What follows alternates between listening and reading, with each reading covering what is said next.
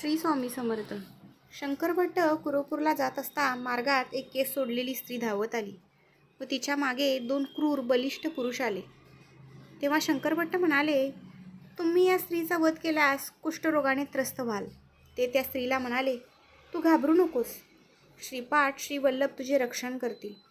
हे वक्तव्य ऐकून ते क्रूर पुरुष निस्तेज झाले.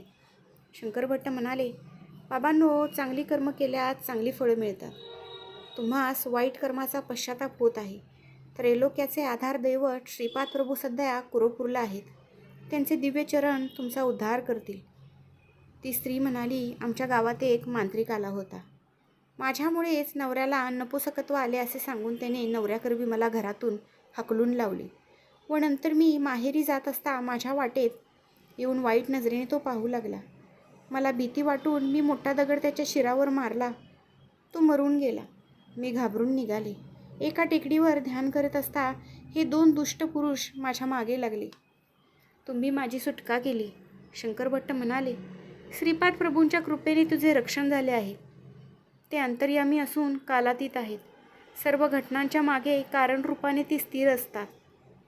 श्रीपाद स्वामींना सगुण, निर्गुण, साकार, निराकार स्वरूपात कोणीच जाणू शकत नाही. आपण त्यांचे नामस्मरण केल्यास अनुग्रह नक्कीच होतो व सर्व दुःखातून मुक्तता होते.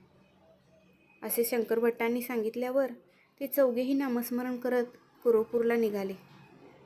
मार्गात नामानंद स्वामींचा आश्रम लागला.